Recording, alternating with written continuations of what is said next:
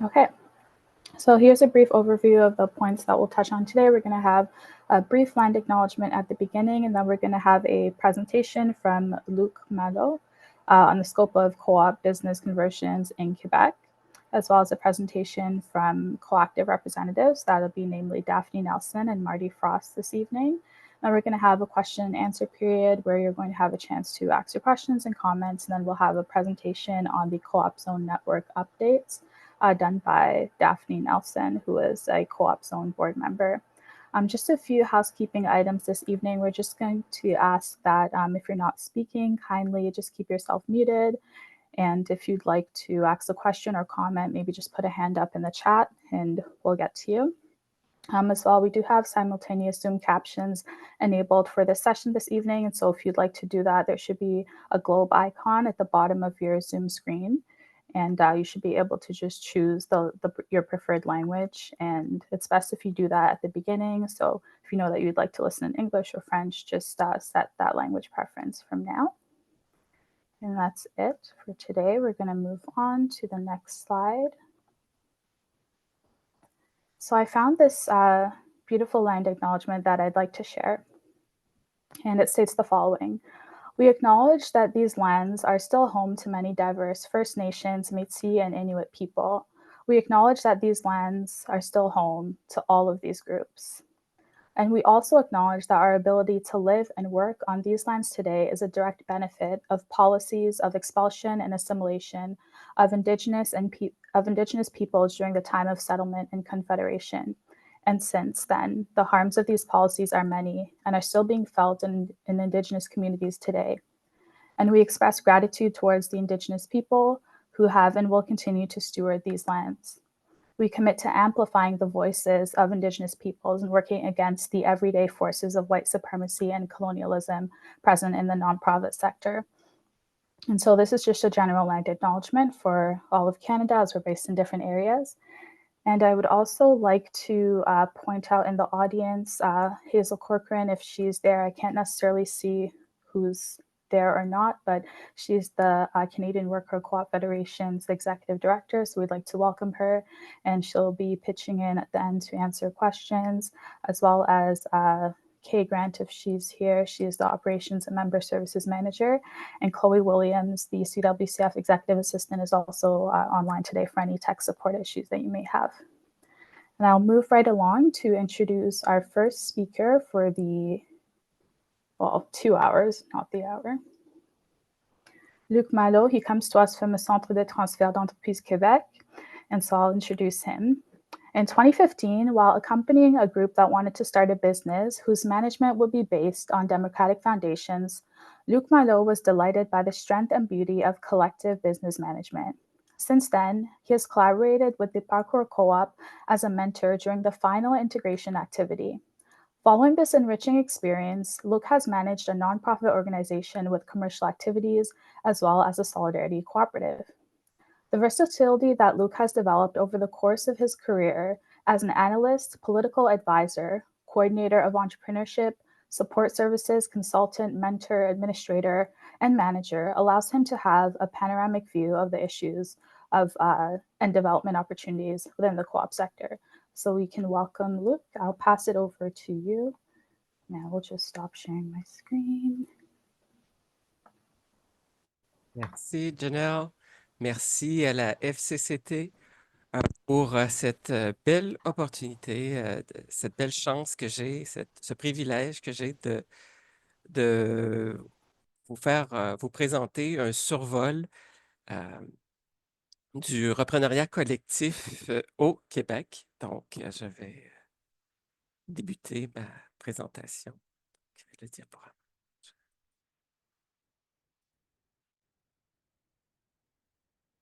Tout d'abord, je vais débuter ma présentation en présentant le Centre de transfert d'entreprises du Québec, puisque c'est une institution, une organisation qui est unique au Canada. Donc, pour les gens d'ailleurs au Canada qu'au Québec, j'aimerais vous présenter le Centre de transfert d'entreprises du Québec, qui est un OBNL qui accompagne les repreneurs et les cédants, donc les propriétaires qui souhaitent vendre leur entreprise, d'une façon neutre dans toutes les régions du Québec et à travers un mandat qui est soutenu par le ministère de l'Économie, de l'Innovation et de l'Énergie du Québec. Donc, le CITEC offre une série euh, de produits, de services au bénéfice des vendeurs et acheteurs d'entreprises au Québec, qui se déclinent, comme vous le voyez à l'écran, dans quatre grandes catégories. Donc, le service conseil, qui consiste à guider et conseiller les entrepreneurs tout au long de la démarche de vente ou d'achat d'entreprise d'une façon neutre et confidentielle, puisque le Centre de transfert d'entreprise du Québec n'est pas une organisation qui retire des profits de la vente d'entreprise. Donc, nous le faisons d'une façon neutre et confidentielle à travers à travers les services que nous offrons aux entrepreneurs québécois. Donc, des occasions d'affaires, puisque nous avons une plateforme de maillage, de mise en relation entre vendeurs et acheteurs à travers un réseau d'affaires, donc un réseau d'experts qui sont essentiels à la réalisation et à la réussite de tout processus de vente et d'acquisition d'entreprises. Également à travers des formations et des événements que nous organisons, que nous proposons tout au long de l'année. On m'a demandé de vous présenter quelques statistiques. Je vais débuter par les statistiques globales de transfert d'entreprise au Québec. Donc, vous voyez à l'écran les chiffres. Donc, le transfert externe, donc vendre à un tiers, c'est à peu près 59 de l'ensemble des ventes d'entreprises au Québec, 15 lorsqu'on parle d'un transfert interne, donc vendre à un ou des employés, 26 lorsque l'on pense à une vente familiale, un transfert familial, donc vendre à un ou des membres de la famille. Et la reprise collective, c'est moins de 1 de tous les transferts d'entreprise au Québec. Cependant, au CETEC, on peut dire que parmi notre clientèle, nous avons environ 2 de notre clientèle. Donc, c'est dire que à travers notre organisation, nous accueillons davantage de transferts que dans l'ensemble des transferts réalisés au Québec lorsque l'on pense à une reprise collective qui est vendre sous la forme d'une coopérative ou d'un OBNL du côté des repreneurs. Des statistiques propres à la reprise en coopérative, les chiffres et les données que vous voyez à l'écran sont tirés d'un rapport réalisé par l'IRECUS, qui est l'Institut de recherche et d'éducation euh, en études de l'entrepreneuriat collectif de l'Université de Sherbrooke. Et vous pouvez retrouver ce rapport-là, bien sûr, sur le site repreneuriatcollectif.ca, mais également sur le site de l'IRECUS. Donc, entre 1980 et 2022, il y a eu 195 reprises coopératives répertoriées au Québec. De ce nombre, 163 coopératives qui ont repris une entreprise entre 1980 et 2022. C'est donc dire qu'il y a certaines reprises qui ont été effectuées, certaines coopératives qui ont effectué plusieurs reprises durant la période, et il y a 60 d'entre elles qui sont nées de la reprise. Donc, qui sont de nouvelles coopératives, tandis que les autres, ben, ce sont des coopératives déjà existantes qui ont procédé à la reprise. Et selon les chercheurs de l'IRECUS, ben, le nombre de reprises coopératives semble s'être accru au cours de la dernière décennie et nous-mêmes, dans notre pratique, on le voit qu'au fil des années, là, dans les dernières années, le nombre d'intérêts, l'intérêt pour la reprise collective s'accroît. Autre statistique c'est que près d'une reprise coopérative sur 5 était dans le secteur funéraire.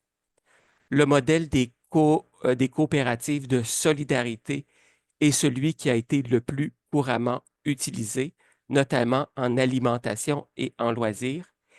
Et les coopératives de travailleurs représentent 30 des coopératives repreneuses.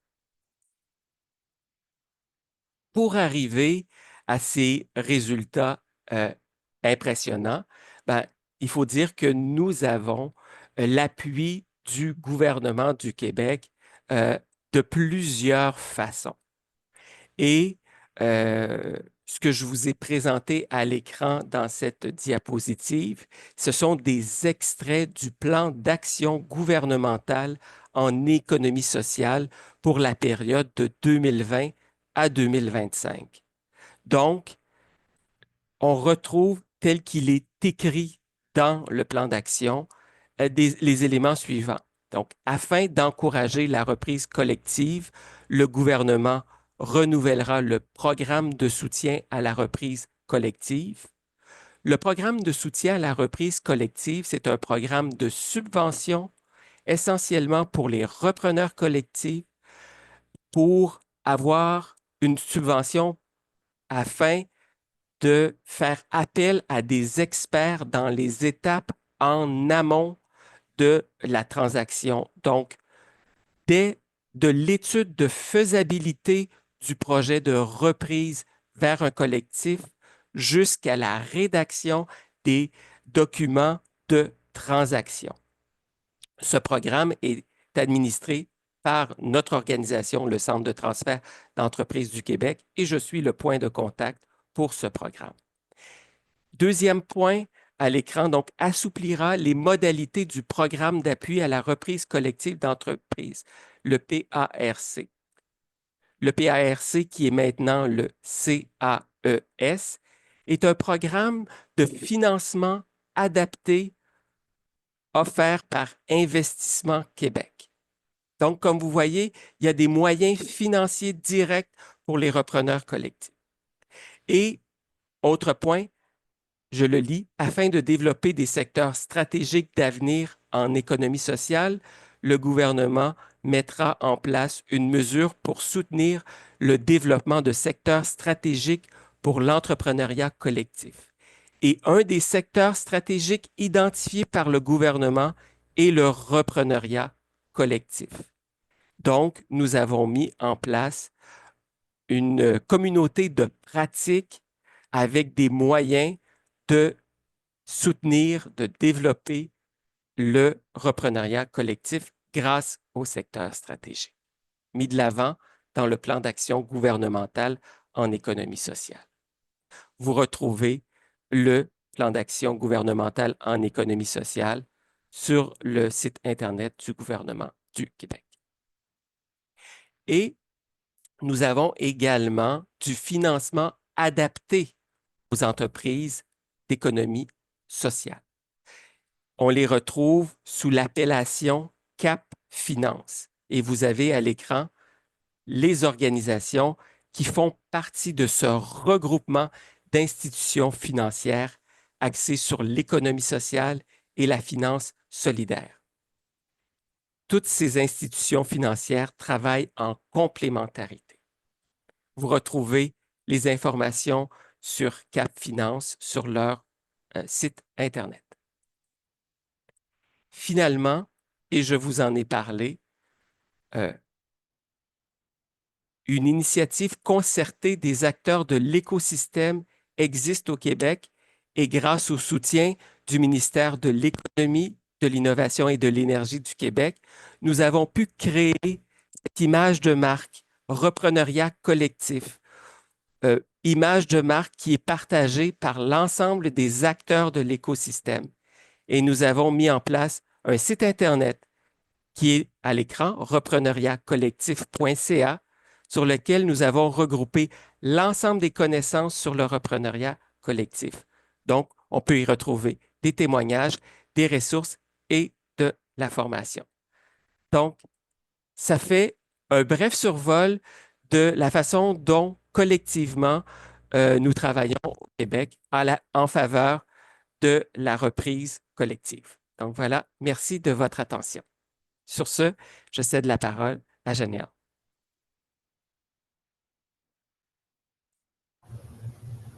Merci beaucoup, Luc. Une très belle présentation. Thank you so much, Luc. That was an amazing presentation, and thank you so much for providing us with that context, much needed.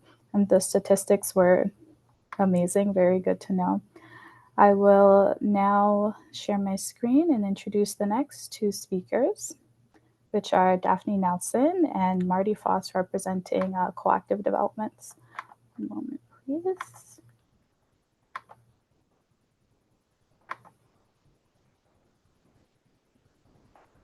Can everyone see the slideshow? Yes. I don't know if that is the slideshow. A picture of Daphne and Marty Oh, on okay. Merci beaucoup. it. Okay. Can everyone see it? Yes? Okay, sounds good. So I'll be introducing both Daphne Nelson and Marty Frost from Coactive. So Daphne is a business analyst at Coactive, and her focus on business succession planning through transitions to worker-owned enterprises has allowed her to emphasize the benefits of collaborative decision-making, shared values, and equitable practices. The icing on the cake is the owner's legacy of an employee-owned business, allowing them to retire comfortably, knowing their achievement has been left in good hands. Daphne is also a CoopZone board member, as I mentioned before, and I've had the pleasure of working with Daphne back at the 2022 CWCF conference in Vancouver, and I'm very excited to be working with you again. And I'll introduce Marty. Marty is a cooperative advisor at Coactive, and he has served as a worker, a manager, a director, and an advisor in and to organizations that populate all levels of the cooperative ecosystem. For the past 45 years, Marty has devoted his energies to the development and promotion of cooperatives and nonprofit enterprises. And during that time, he has had the privilege of working with some 240 groups of people to develop their ideas for strong community-based businesses. I've also had the pleasure of meeting Marty for the first time at the CWCF conference in Vancouver. I'm very excited for the presentation. So with that, I will turn it over to both of you. I will stop sharing my screen.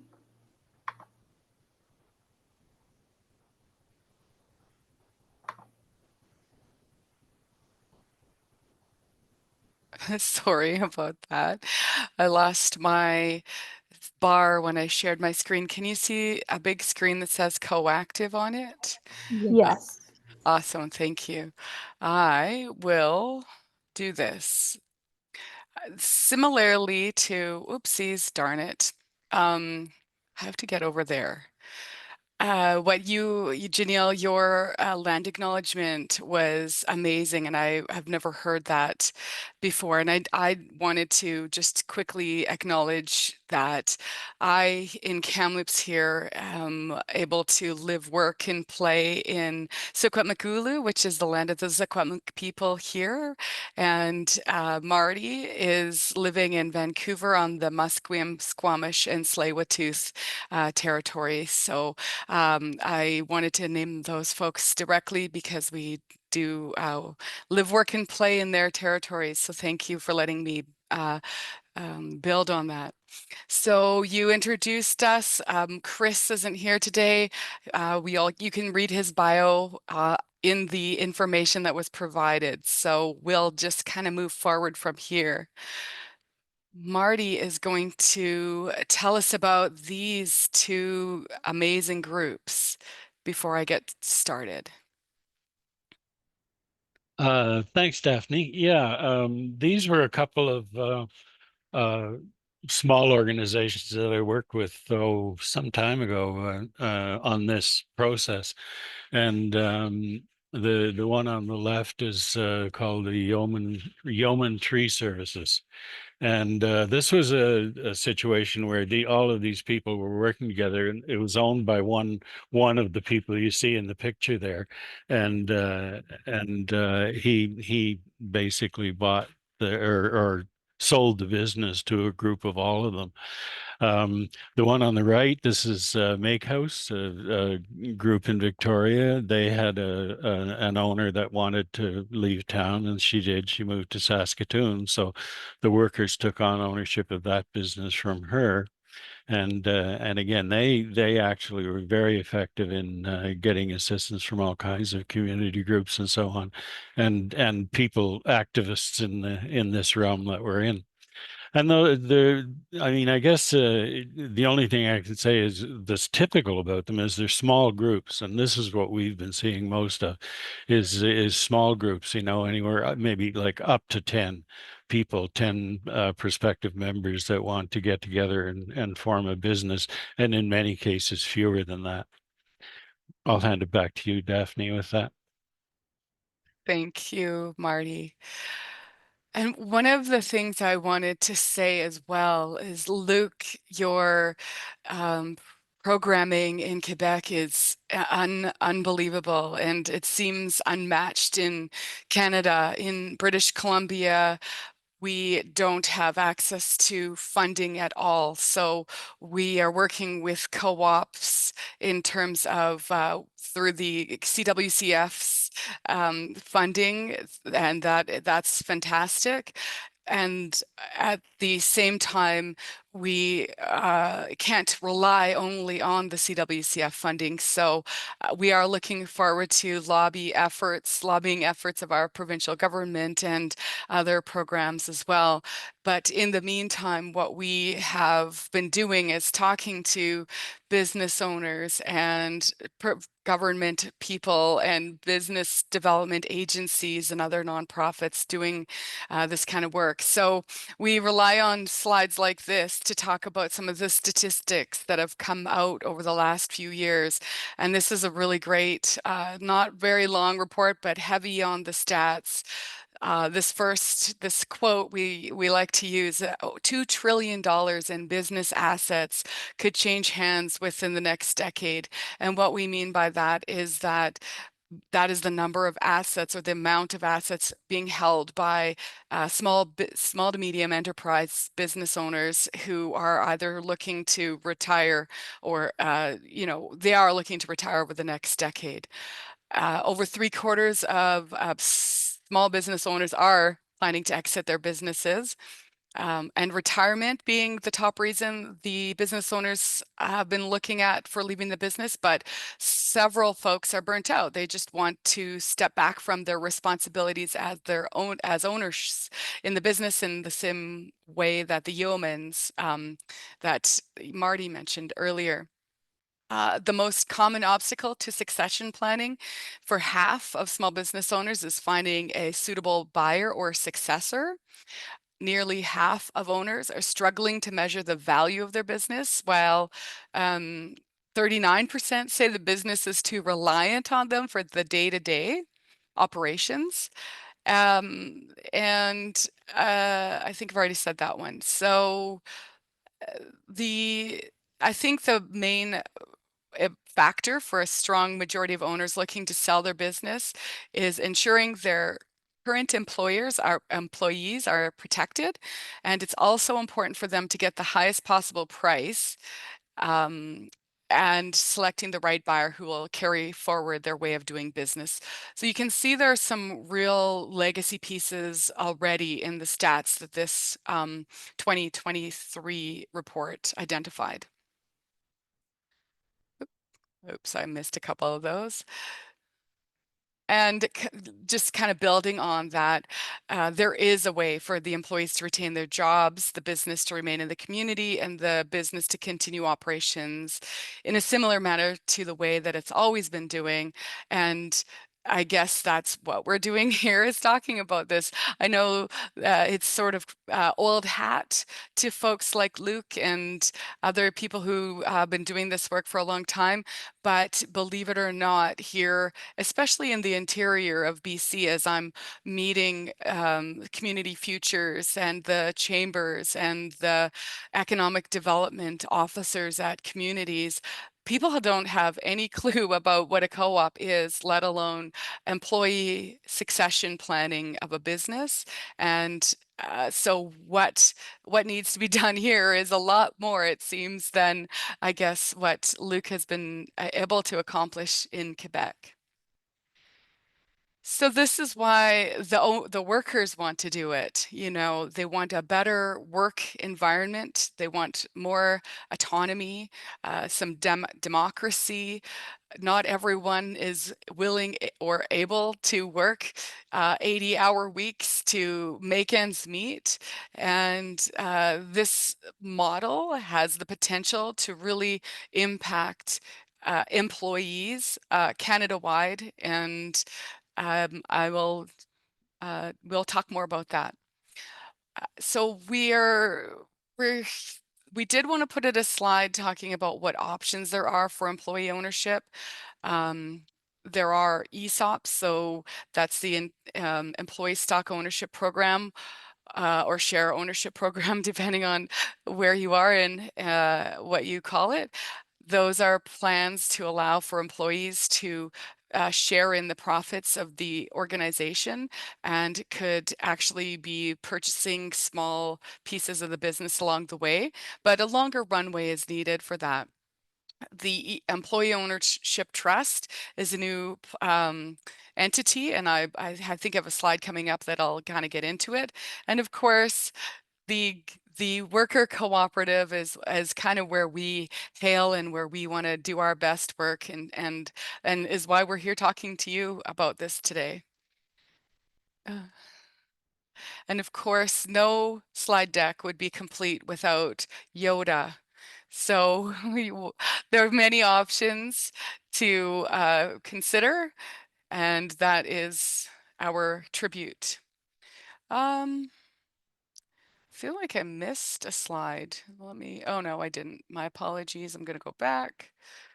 I think I was supposed to take a break there for a second and ask folks if, besides Luc, if anybody has ever helped a business become a worker co-op. And I mean, maybe even talking about in the chat, maybe having a little bit of a conversation about that. And it would be interesting to hear what what experiences people have had. And while I'm waiting for any input in the chat, maybe I can say that feedback from people that I've spoken with, especially business owners, they suggest that employees don't have the expertise or the knowledge of the business to potentially take over that enterprise. There's also the idea that sorry, I've lost my train of thought there. But there's a lot of excuses, I guess, is what I'm trying to say. And I guess the other side of that is that employees don't necessarily want to be owners in the business. They maybe are wanting to put in their time and go home. And so Kaylee has mentioned that she was an employee of an enterprise that became a worker co-op. So these are really great pieces of feedback here. I've not helped a business become a worker co-op, but I've been talking to local chambers to share the idea. And yes, David Gray is in the call here, and he works in this space as well. So while there is, there are a few folks who have done this work, and Janelle, yes, through the Jedi Business Conversion Project. Right. Yes, exactly. So there are a few folks out there who have done and are doing this work. It is fairly, I'm going to say not new, because it has been around for a long time, but I think with the stats out there that we are seeing, and everybody who is looking to retire over the next little while, there's a huge potential here. And if we have more supports and more opportunities and more people talking about this idea, this concept, there is even more that can be done. More. That sounds like a save on commercial. So this is the employee-owned trust, and I just wanted to read the definition because I think it's important. There's some really key elements in here, and it's a form of employee ownership where a trust holds shares of a corporation for the benefit of the corporation's employees. Now, this type of trust can be used to facilitate the purchase of a business by its employees without the employees having to pay directly to acquire the shares. The trust must remain operating. I think this might be my addition here. And I think we'll get into that later in a different slide. But essentially, it's a way of the business being held so that the employees' interests are covered off. So this is where we're going to start talking about the capital gains exemption, but it's also where I say talk to a tax accountant about the specific planning that's already underway with your business and within your family.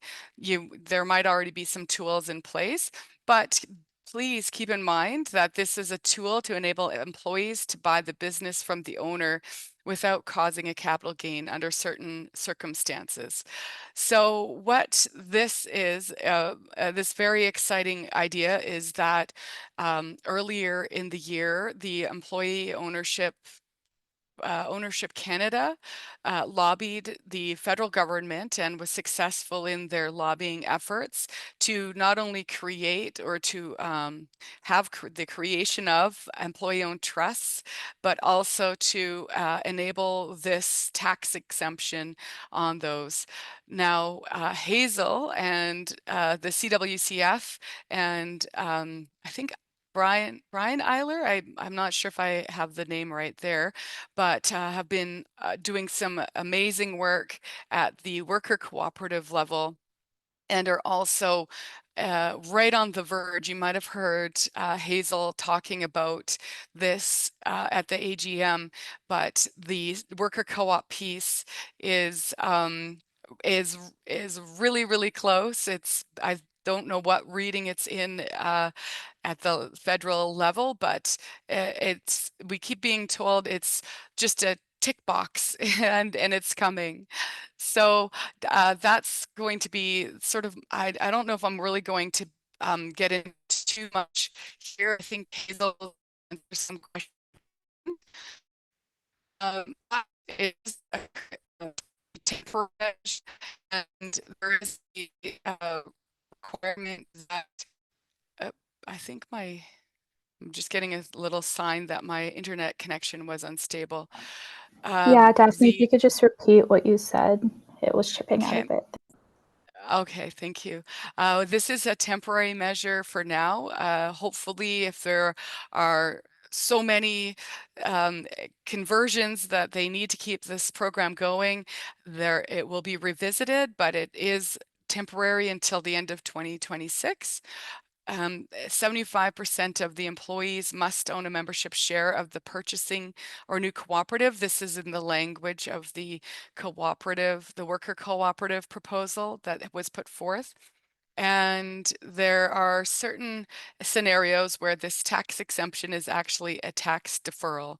And again, I think this is where Hazel at the end is going to really kind of answer any questions about this. All I can say is that we're excited about this legislation. We're not experts on it, and we are still learning, but it has a huge potential for businesses who wish to sell sell to the employees of that business.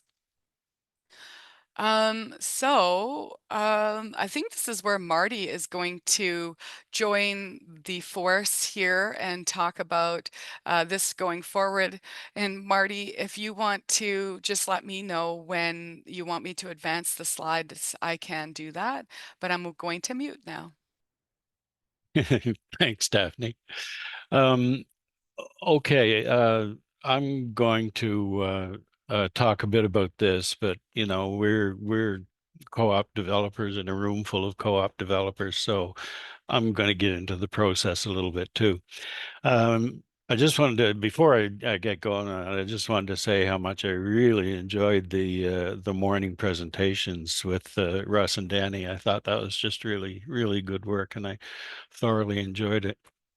You know, they and the stuff they were talking about, I think, was very useful. And I just wanted to just shout out too to my friend David Gray, who's in the audience right now, because you know, David works with Project Equity down in the United States, and they just have a lot of this kind of work going on. They've got, you know, a whole program of it, and the conversations we've had with David has just been very just golden, you know, when it comes to us trying to develop our own approach to it. So this sounds too good to be true, right? Would you change that, Daphne? Here, let's flip the slide.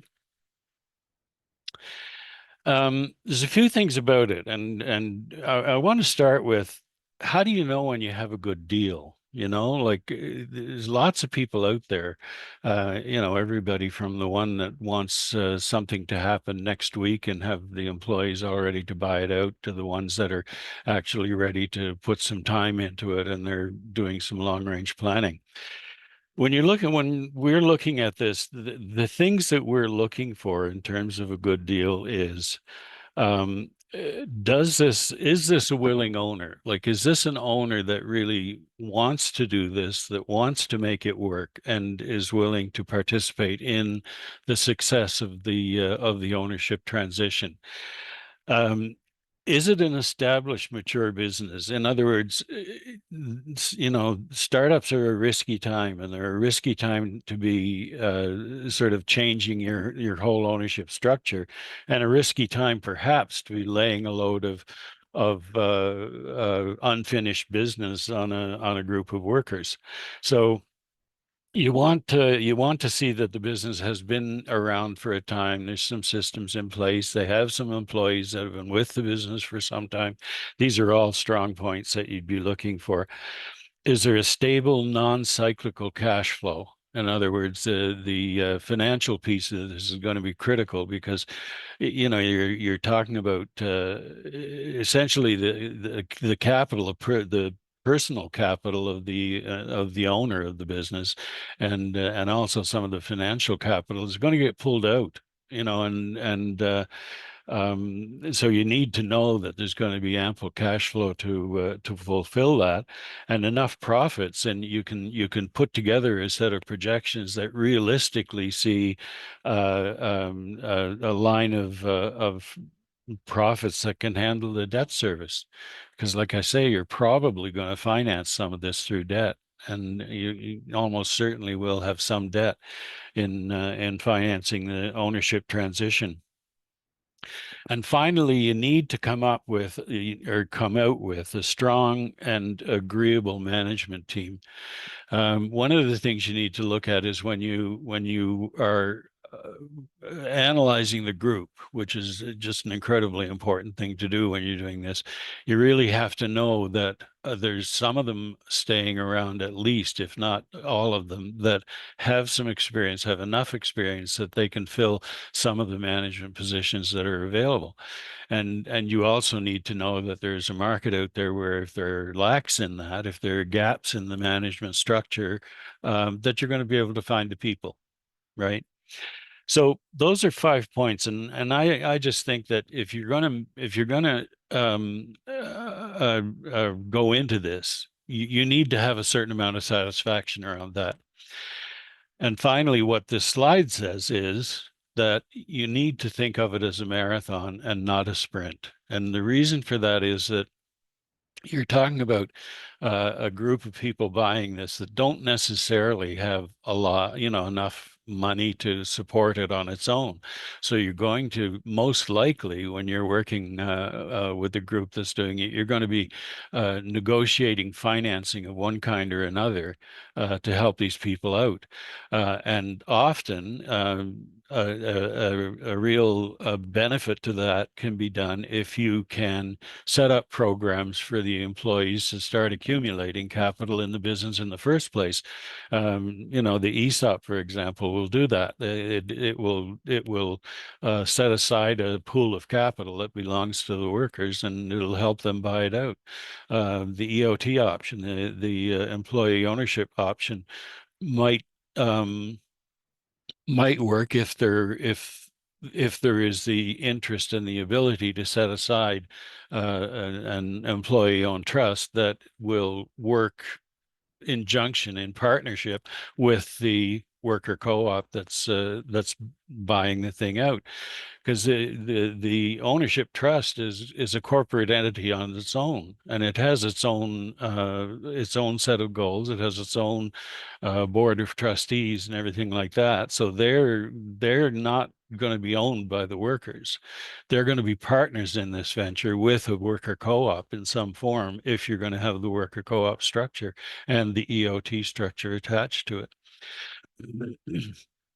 So all of these things have to be considered, and like I say, it's not a sprint. It's not something that you're going to be able to turn around in 6 weeks.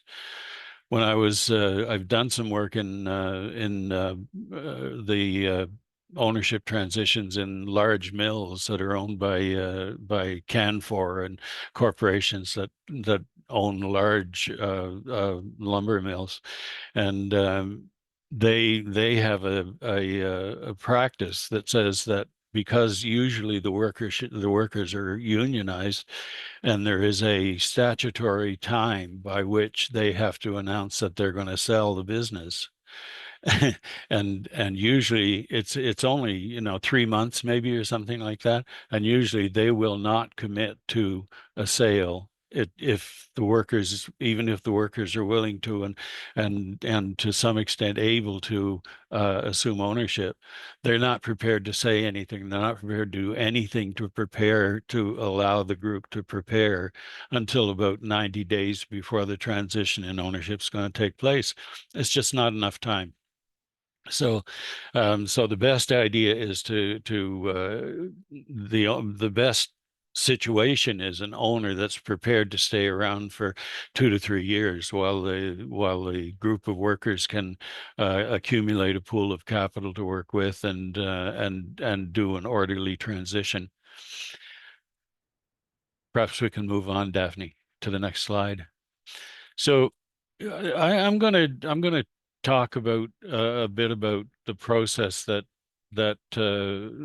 we're applying to this. You know, and full disclosure here. I mean, I personally, and along with Coactive, since I've been with Coactive, we've worked probably on about 10 to 11 projects, and of all different kinds. You know, the ones we saw at the first of it, they're the Yeoman Tree Service group. That one, you know, by the time I heard about it and was asked to come in and help them, they had already established their financing method. You know, the owner had already figured out that he was going to finance the whole thing himself, and just let the workers buy out shares in the co-op, and you know, so we structured a share supply, you know, a share structure for them and stuff like that, and over time the workers have been buying those shares, and the ownership has been transferring in that way. But that's a case where the owner is ready to finance 100% of the thing on his own. You're not going to see that very often, I don't think. You know, the other one, you know, it was a fairly rapid, I think, a fairly rapid pullout of the capital, the make house, by the owner, and so they were quite stretched in the beginning to be able to handle the financing as well as the operational costs that they picked up. So on the feasibility study, the question you have to answer is is this possible? So if you, excuse me, if you use the list of sort of what constitutes a good deal, that's a good list to start with. Can you answer those questions in a way that shows that, yes, this can be done? The second thing, the financing piece, is show me the money, and that's where we come into play quite a lot, is identifying places where there's some combination of government grants of some kind, like economic development grants. Uh, how much is the owner going to be able to take on and finance, him or herself or themselves? And how much are we going to have to finance through borrowing through a trust? If the workers have enough notice, chances are they've already got, maybe a few $100,000 set aside in an ESOP, in an employee share ownership program, and that can be applied to their ownership of the business.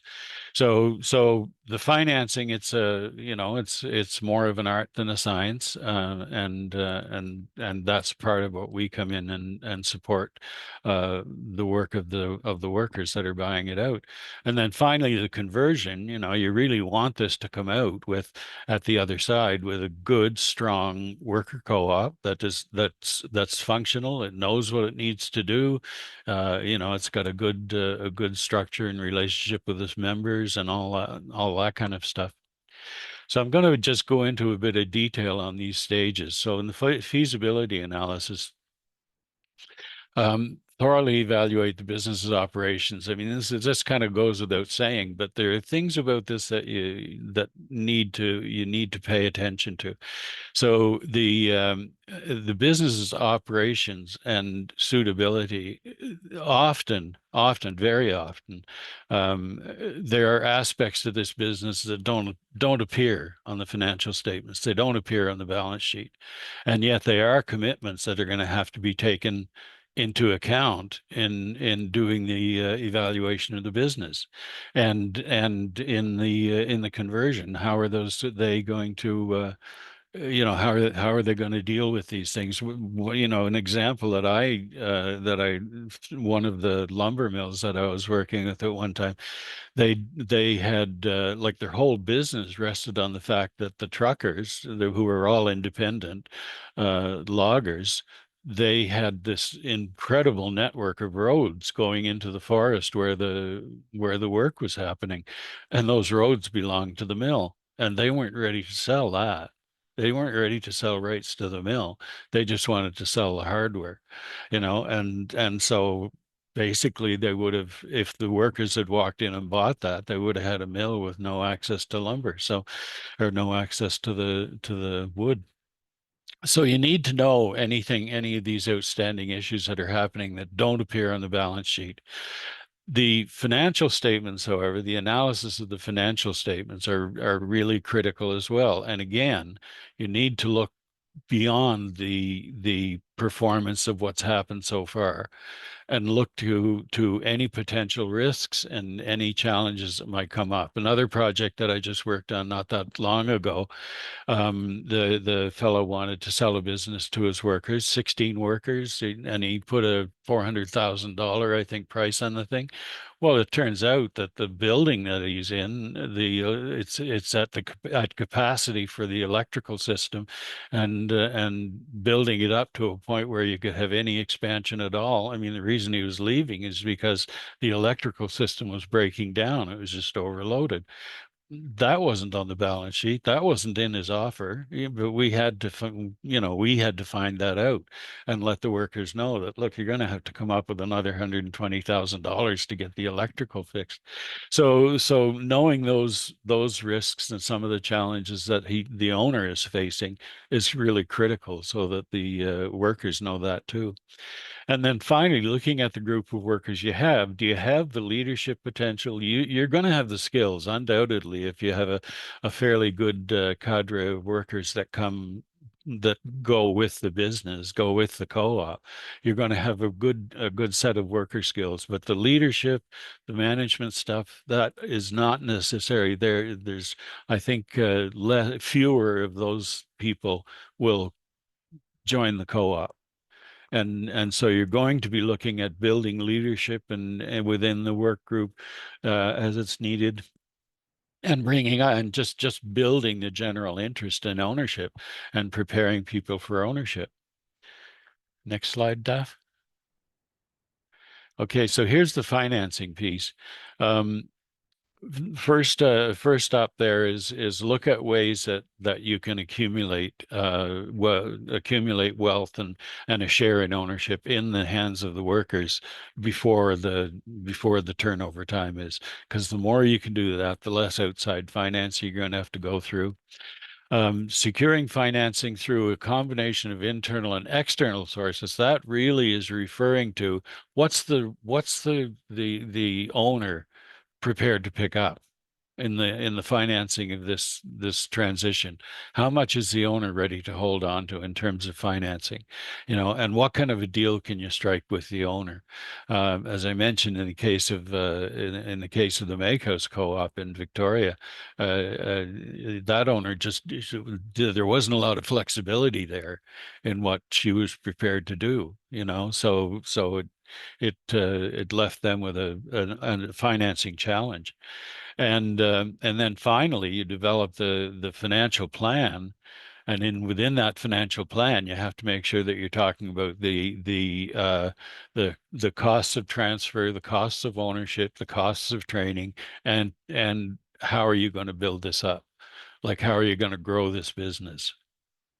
And so all of that's going to have to come into your financial analysis. Daph?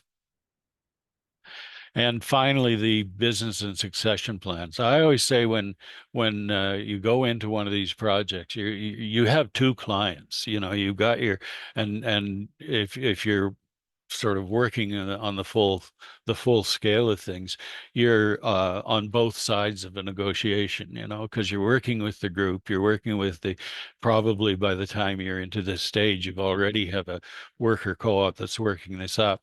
You're working with them to develop the co-op, and you're working with the owner just to make sure the owner's needs are being met so that they're not going to walk away, and that means, a good succession plan that the owner believes in and has faith in, and making sure that all comes out on the other side. And then there's probably going to have to be training and development and skills development among the worker owners that are taking over the business.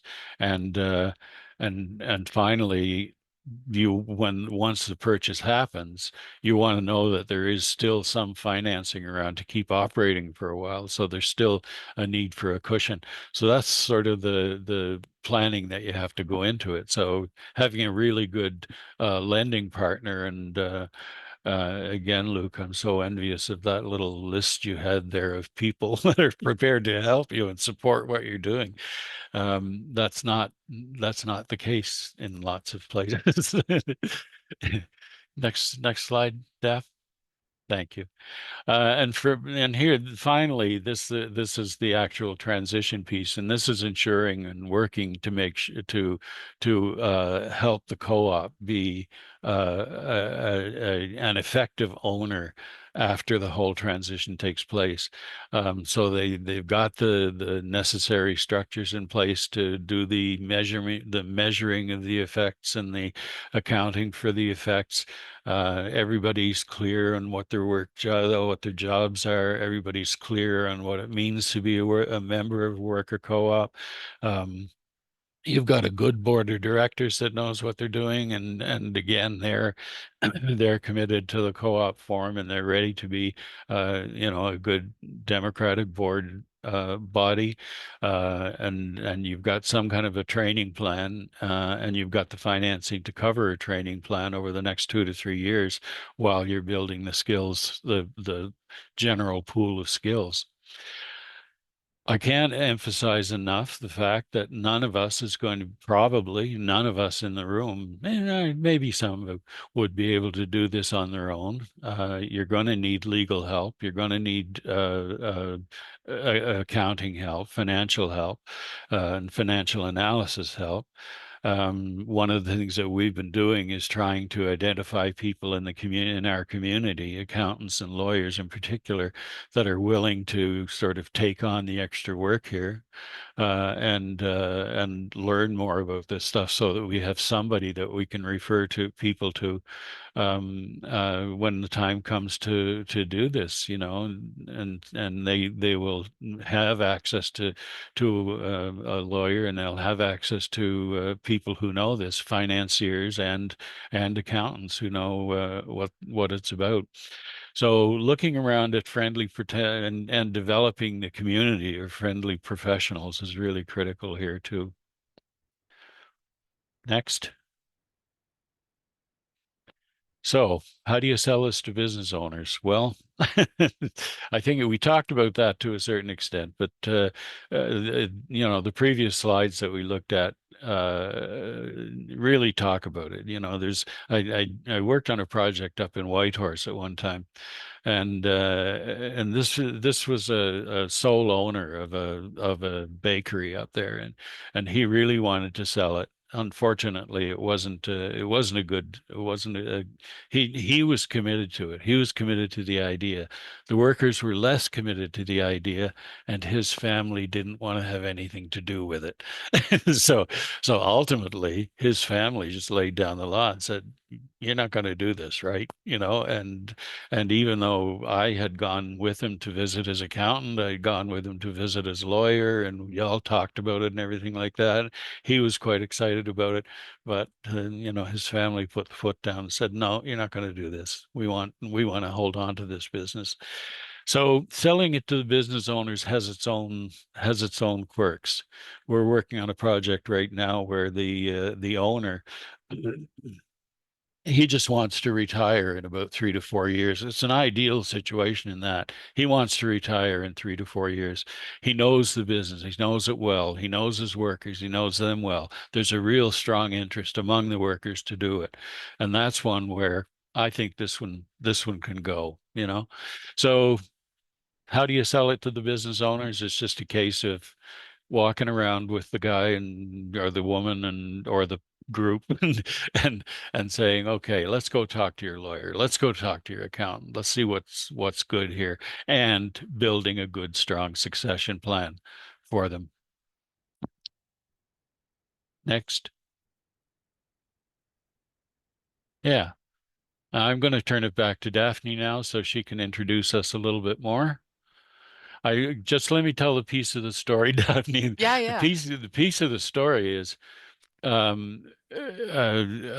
we heard from an organization. There's a financier worked with one of the credit unions, notified us one day that said basically, there's this business and you know, it's a small business, but the owners want to sell it. They want to convert it to a worker co-op, you know, and so we started doing that. We literally, you know, none of us had really much experience with it at all, but we brought in a legal person to sit around the table, and we had this financier guy sitting at the table, a representative of one of the big credit unions back west or here.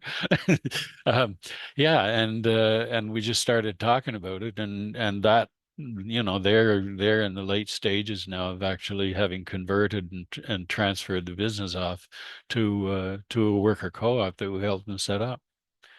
So go ahead, Daph. Thank you, Marty. That I always think of Marty, I'd introduce him as the guru. He's been around a long time and was my mentor in the Co-opZone training program when I went in 2018 to 2020. So this is something I've been thinking about for a really long time. We had lots of conversations about, you know, there's a whole bunch of businesses that are going to lose that are going to lose their owners because they're going to go retire in Mexico. I'm from rural BC, so I understand the need to have the continuity of businesses in small rural communities because that if they close, the next biggest center is where you have to go to get your groceries or your hardware or all of those very important components of maintaining a community. And it's the loss of small businesses is actually eroding small communities and rural northern wherever. I was going to say BC, but basically whichever province you're in. So the important thing is that to let people know that business owners want to retire, of course, even though they don't ever really seem like it. I don't know if you've ever seen a business owner who is trying to retire. They still look like they're in the business, but recognizing the signs, they're ready to let go. They're talking to folks. They put a for sale sign on the front. All of these things, we don't have a program like they do in Quebec. So we have had to do this on a more grassroots level, like Marty was talking about. And he did talk about all these different components, but I think what I just want to emphasize is having had conversations with employers, again, going back to it is a tough thing to do to try to convert and make employees business owners. We understand that, and we're here to help through that whole process, no matter what it looks like. Marty mentioned Yeoman's already had a financing plan in place. We're ready to jump in wherever people need that help. One of the really cool success story I just had recently, I was heading to Prince George to talk about co-ops because that's what I love to do. And it's usually a 5-hour trip, but it took me 8 hours because I stopped at every nook and cranny along the way to talk to Community Futures, the chambers, their economic development folks in those communities. I actually approached a business owner that I'd heard was considering this as an option, and he looked shocked but happy that I imposed upon him because suddenly now he has somebody in front of him who might be able to help him with that potential idea. So we are still in our, I guess, early stages. As Marty sort of said, we have worked with lots of groups. Not all of them have gone from feasibility to conversion.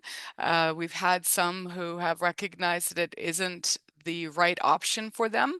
But at the end of the day, we are in it, we're living it, we're talking about it, and that's what we're doing here. So if you need help, we're, cooperation amongst cooperatives, we're here to help. If you have someone that you want us to talk to, we can help with that as well.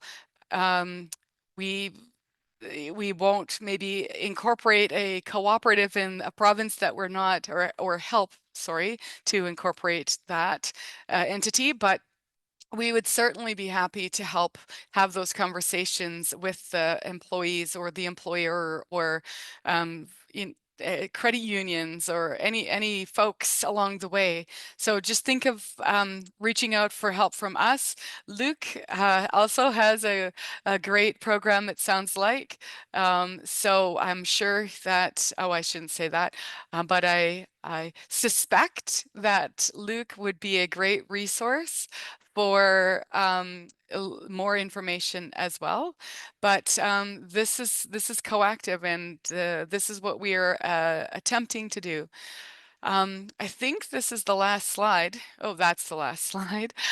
So feel free to reach out to any of us. It does say info@coactive.ca, but if you reach out to Marty at coactive.ca, Daphne, Daphane at coactive.ca, or Chris at coactive.ca, that's how you get in touch with us individually. I'm going to stop sharing my slides now and give it back over to, oh goodness, what's going on? Stop share. There we are. Give it back over to Janelle. Thank you, Janelle. Wow, thank you both for such an amazing, amazing presentation. It was so detailed, especially the breakdown on feasibility. Amazing information. I see that Hazel has joined us, so I just wanted to point her out again. Hazel is the CWCF Executive Director. Hazel, you have your hand up.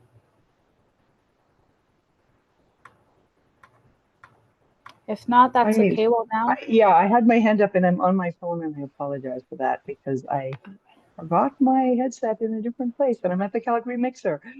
Can you hear me okay? Yes, we can hear Good. you. I have a couple of points I wanted to add to that excellent presentation from Luke and Daphne and Marty. Thank you. One is that when we had the privilege of working with the Ohio Employee Ownership Center out of Kent State University quite a few years ago, one thing we learned is that when you're first trying to convince a group that they might want to buy out the business that employs them, everything is about convincing them to do it. And then as soon as they decide they want to try, everything pretty much should become about all the reasons why they really have to think long and hard about, is that the right decision? Is it the right price? All of that. And for those reasons, you do need a bit of a SWAT team of professionals, preferably led by a co-op developer, but not only. And we have this awesome business succession committee of CWCF, which has been basically inactive for, Daphne, how long? You can tell me, since when? 4 years? About. Okay. Anyway, it's about to get reactivated. It's got about 15 members now. A lot of the people on the call are in it. If you want to join it, just email me and copy Chloe, Chloe Williams, exec assist at Canadian Worker. But anyway, we have great plans and great ways to do things, and we've learned a lot from Quebec. And thank you, Luke, for all you presented. And the problem is we don't have the resources they've got. So we're about to get a lot more demand with the capital gains tax exemption, and it's already happening, and including with bigger enterprises. But we have this big lobby going to replenish our fund, which is fully deployed, and that's really important. And we're going to do a capital raise, and everything we're doing is about trying to get capital in our fund to handle the need for that once the conversions start. We've been talking about this since like 19 years ago, since exactly 19 years, and watching it coming. And as usual, we were like too early, I guess we were, whatever. So that's Peter Huff's work that had us too early, being a little too much forethought. He's another guru, by the way. But anyway, now here we are, and it's really happening now and not 19 years ago. And that capital gains tax exemption is going to make it happen fast, I think. And there's a deadline, which might change, but it might not, because as we know, we're going to get a new federal government almost certainly, which is not, from my perspective, the world's best news on the planet, but it's what we're dealing with again. Second International Year of Co-ops, second conservative majority government, probably, maybe, or hopefully not, but sorry, I shouldn't say that out loud, but it's too late. And so it is the International Year. I think is going to be a lot of interest. If we can get our Tenacity Works Fund bigger, we're going to just be churning out new ones. But what the Ohio Employee Ownership folks said is 1 out of 6 of the serious possible conversions resulted in a worker co-op or an employee-owned company. And that's kind of what it looks like. From the outside, it might look great, but the owner wants too much money. Don't buy it. It's a failing business. Don't buy it. Only a tiny percent of the employees want in. Don't buy it. I mean, a lot of things have to be right for it to work, and any one of them can go wrong. And then people have not only lost their jobs, but they've lost savings. So we cannot responsibly advise them otherwise. And the last thing I want to mention is Coactive is doing great work, and I certainly hope people in BC or near will work with them. But there are other worker co-ops and developers out there in other parts of the country, especially like Flourish Community Development Co-op that Peter Huff is part of, along with our board member, Leslie Brown. They're in Nova Scotia. There's folk obviously in Quebec. There are people in Ontario. I mean, prairies. Like, we need to make sure people are working with someone accessible who knows their governing legislation and all that. Anyway, that's all I wanted to add, I think. And yeah, that capital gains tax exemption was well explained, and I don't really have more to add. I wish we knew more about where it's at, but the tax people, they feel like it's just a matter of time. Don't worry about it. Hard for us not to, but I believe them. And in the past, that's been true. When they've done tax changes, it's just like, once it's decided, it just goes. So that's all I wanted to add. Thanks. Thanks so much, Hazel, for adding that context for us. We'll now move into our question and answer session. So just a quick update, everyone. We have around 50 minutes left in the session, 50. So if there's any questions, comments, just anything you want to share, anything that's on your heart or mind, feel free to share it in the chat or to just put your hand up or go right ahead and unmute yourself. I can't see everyone at one time, but I will try to move the screen so I can see if there's any hands up here and there. And I just wanted to say thank you so much again to Luc, representing the Centre de Transfert d'Entreprise du Québec. And thank you so much to Daphne and Marty from Co-operative Developments. Both the presentations were amazing, and I'm just so happy to be here once again and to see so many familiar faces. So it's been a great session. Yeah, and there is one hand up, Janelle. Arat has a hand up. Thank you. Yeah, thanks a lot, Janelle, and yeah, thanks a lot to the presenters, Luke, Daphne, and Marty. It was really very enlightening to learn from all of you. And I mean, I'm just just at the ground floor of the cooperative world. I mean, so I'm just sort of learning things. So it was very useful to attend the CWCF conference, and thankful to the organizers because they give opportunity to everyone to attend this free of cost. So very much thankful to it.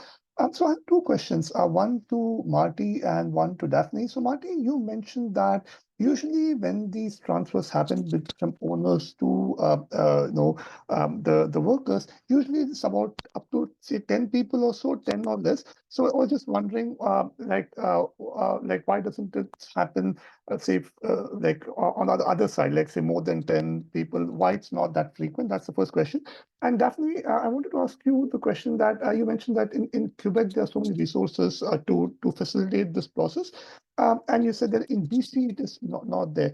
Just one, a question. I mean, as I mentioned, I'm really not much familiar, but the thought which came to my mind is that I mean, in BC the government is NDP. NDP is really a socialist sort of a mindset, a party. So how is it that with they being in power, BC does not have the resources? Was sort of a question was coming to my mind. Yeah, and thank you very much. Over to you. Okay, should I go first, Daphne? Okay, thanks, Bharat, for that. The question of why the businesses that are considering this are generally small businesses is that a large majority of the businesses that are out there are small businesses, and often the ones that are larger are not so much looking at transitioning a whole business at a time, or like there's not so much of a circumstance where if the owner, proprietor, whatever leaves, you lose the business. If you're talking about a Canfor mill, that's not the case. The leadership could leave and the corporation is still going to keep the business going. So I think it's the sweet spot really, as far as I'm concerned, is businesses that are like probably doing 10 to 15 million dollars in a year in business, and there are 10 to 20 workers or 25 workers or something like that. That to me is who we're probably that's going to be sort of the larger projects that we're going to be taking on, I think, and not we Co-operative, but we as a sector, I think, are going to be taking on. So once you reach that size where you're potentially sort of an international business, a scale business, or a whole lot a bunch of different sites and stuff, chances are you've got other avenues that you'd probably pursue rather than having the owner leave and just dissolve the business, which is the one we're trying to prevent. Thank Daphne? you. Thank you, Marty. And for the second question, I have to hail back to anecdotes from folks who've been around the co-op development world a lot longer than me for the beginning. And then I have some insights or thoughts around the more recent things. So back in the day, I understand there was this entity federally called the Co-op Secretariat, which I'd never heard of. So that's one entity that went away from governmental change. So keep in mind, governmental change isn't always a positive thing for this type of work. And then I believe a similar thing happened in BC with another changeover. And I feel like I understand that several business development agencies lost their knowledge or their interest in working with co-ops for some reason. I'm